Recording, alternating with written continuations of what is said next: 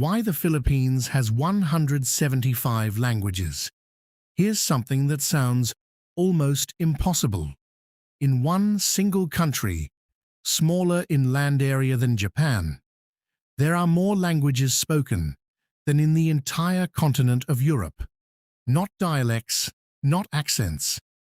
Actual distinct languages, many of them so different from each other that a fisherman from the north and a farmer from the south couldn't understand a single sentence of what the other was saying, even though they carry the same passport, sing the same national anthem, and call the same country home.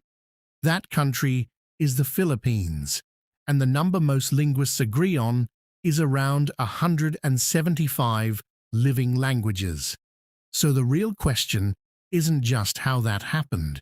It's why an archipelago this size ended up this linguistically fractured in the first place, and what it actually reveals about the country's history. To understand why the Philippines has 175 languages, you first have to understand something most people get wrong immediately.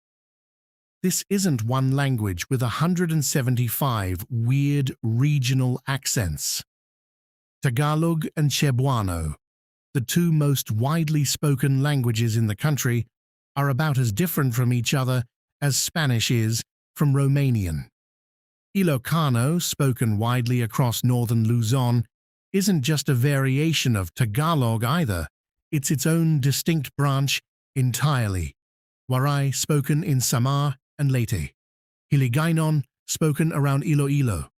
Bikol, spoken in the Bikol region.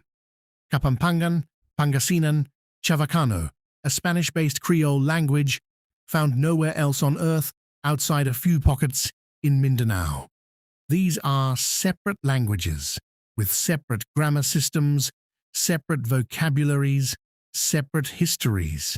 And that's before you even get to the smaller ones, languages spoken by a few thousand people in a single mountain valley or a cluster of coastal villages, some of them now critically endangered, spoken fluently only by elders. So why did this happen? Why didn't the Philippines end up like, say, mainland China, or even a neighboring country like Thailand, where one dominant language spread across the majority of the population over time? The answer starts with geography, and it's almost embarrassingly simple once you say it out loud. The Philippines is not one landmass. It's over 7,000 islands scattered across water, mountains, and dense jungle terrain that made travel between communities genuinely difficult for most of human history. Compare that to a place like mainland China, where major rivers and relatively connected terrain allowed language and culture to spread and consolidate across huge distances over centuries. In the Philippines, a community living on one side of a mountain range on Luzon might have had almost no regular contact with the community on the other side, let alone with someone living on an entirely different island hundreds of kilometers away, separated by open water that early communities had limited ability to cross regularly. Islands isolate people, and isolation, given enough time, always does the same thing to language. It drifts, slowly, generation after generation, without constant contact and exchange to keep vocabulary and pronunciation aligned. Languages spoken by separated communities naturally diverge from each other. Give that process a few hundred years, and you get noticeably different dialects. Give it a few thousand years, which is roughly the timeline we're actually dealing with here, and you get entirely separate languages, no longer mutually intelligible at all.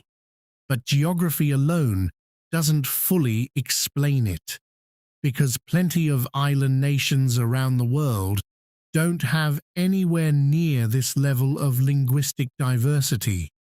So there's a second major piece of the puzzle, and it goes back to how these islands were originally populated in the first place. The deepest linguistic layer in the Philippines traces back to the Austronesian language family, one of the largest and most geographically spread language families on the entire planet, stretching from Madagascar off the coast of Africa all the way to Easter Island in the Pacific. Roughly 4,000 to 5,000 years ago, Austronesian-speaking seafarers began migrating out of Taiwan, moving southward through the Philippines in waves, then continuing onward into Indonesia, Malaysia, and eventually across the vast Pacific Ocean itself. Here's the key detail most people miss. This wasn't one single migration event, a single boat landing once and spreading out neatly from a single point. It was wave after wave, over centuries, sometimes arriving at different islands, sometimes different parts of the same island, with groups settling, establishing communities, and then, crucially, having limited ongoing contact with each other afterward because of that same difficult island geography. Each group that settled carried its own version of the evolving Austronesian language with them. And once settled, largely isolated from other settling groups by mountains, jungle, and open water, each community's language began drifting independently, shaped by local environment, local needs, local contact with whichever other groups happened to be nearby, whether that meant other Austronesian settlers, or in some regions, the indigenous Negrito populations who had already been living on these islands for tens of thousands of years before the Austronesian migrations even began. That's layer 2. But there's a third factor that compounded everything even further, and it's one that's easy to overlook: the complete absence for most of pre-colonial Philippine history of any single unifying political authority. This is genuinely important, and it's a huge part of why the linguistic map looks the way it does.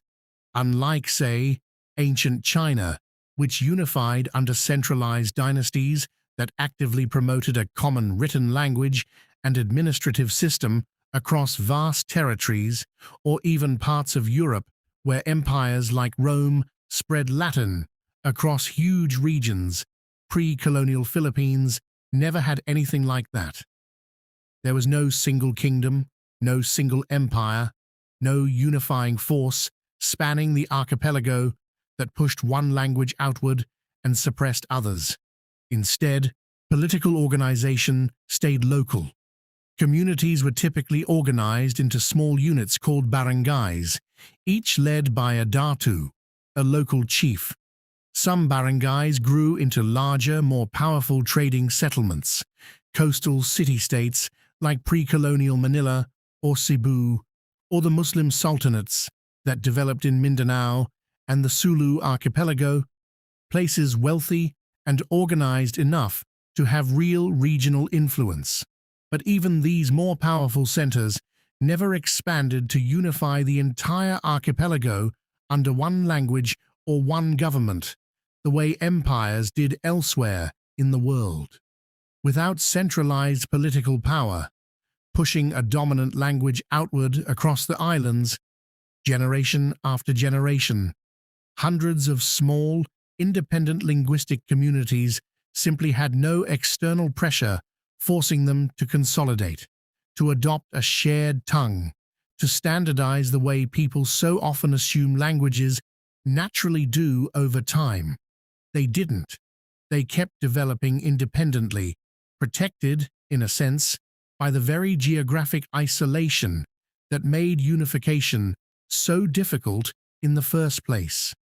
Then, of course, colonization arrived, and you might assume that 330 years of Spanish rule would have flattened this linguistic diversity, imposed Spanish everywhere, and erased the local languages the way colonization did in large parts of Latin America. But that's not quite what happened here, and the reason why is genuinely fascinating. Spanish colonial administration in the Philippines relied heavily on Catholic missionaries, friars from various religious orders, to manage and convert the population across the scattered islands. And these friars made a deliberate, strategic choice. Rather than teaching the general population Spanish, which would have required enormous, expensive, sustained educational infrastructure across a famously difficult, mountainous, island-scattered colony, they instead learned the local languages themselves. Friars became fluent in Tagalog, in Cebuano, in Ilocano, in dozens of regional languages, and used those local languages to preach, to teach catechism, to administer their parishes. Spanish colonial policy, whether intentionally or simply through practical convenience, actually reinforced and preserved linguistic diversity across the islands rather than erasing it, because it was administratively easier to work within existing local languages than to impose Spanish everywhere from scratch across a colony this geographically fragmented. As a direct result, Spanish never became the widespread native language of the general population, the way it did in much of Latin America. It remained largely the language of colonial administration, the church hierarchy, and the local elite, while the vast majority of the population continued speaking their own regional languages, generation after generation, right through the entire colonial period. By the time Spanish rule ended in 1898, only a small percentage of the overall population spoke Spanish fluently, and the 100+ indigenous languages across the archipelago remained fully intact, still being spoken, still being passed down, largely untouched at the level of everyday communication. Then came American colonization, starting in 1900, and this introduced yet another layer to the story: English. The American colonial government built an extensive public education system across the islands, and this time, unlike the Spanish approach, the strategy leaned much more heavily toward promoting a single, unifying language. English, taught nationally through the school system as the primary medium of instruction. This is actually a huge part of why English remains so widely spoken and deeply embedded in Philippine society today, in government, in business, in higher education, far more so than in most other former colonies in the region. But even this concentrated, deliberate push toward English didn't erase the underlying linguistic diversity either.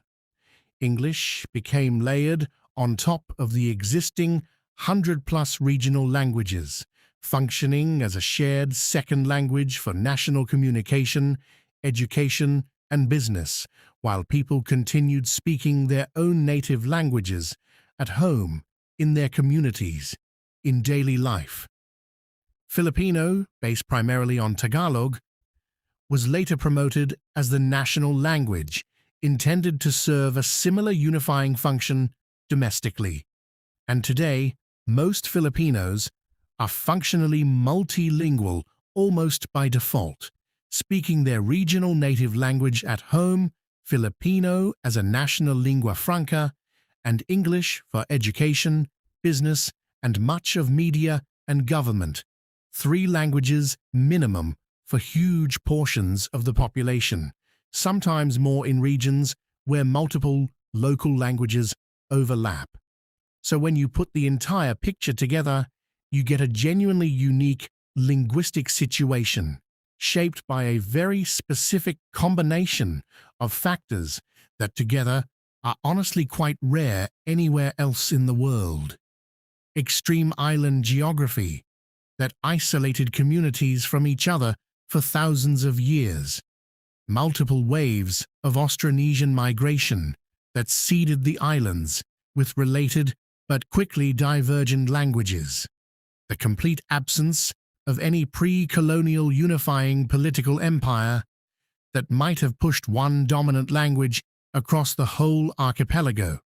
A 300-year Spanish colonial period that somewhat counterintuitively preserved rather than erased local languages due to missionary strategy. And then a shorter American colonial period that layered English on top of everything else, without ever managing to erase what came before it either. The result is a country where 175 languages didn't just survive, they thrived, layered on top of each other across generations, protected by mountains and water and the accident of history, right up into the modern era. It's worth pointing out that this number, 175, isn't even fixed. Linguists continue to study and reclassify languages across the archipelago, and some of these languages, particularly smaller ones, spoken by just a few thousand people in isolated communities, are now critically endangered, at real risk of disappearing entirely within a generation or two, as younger speakers shift increasingly toward Filipino and English for practical economic reasons. Which means the very diversity that took thousands of years of geography and history to create could in some cases vanish within a single human lifetime. So the next time someone casually mentions that the Philippines has 175 languages, understand what that number actually represents. It's not a quirky trivia fact. It's the direct fingerprint of thousands of years of island geography, migration, political fragmentation, and colonial strategy, all layered on top of each other, still spoken today by tens of millions of people across 7,000 islands, who somehow, despite speaking languages as different from each other as English is from Hungarian, still call themselves one nation. Thanks for watching this video.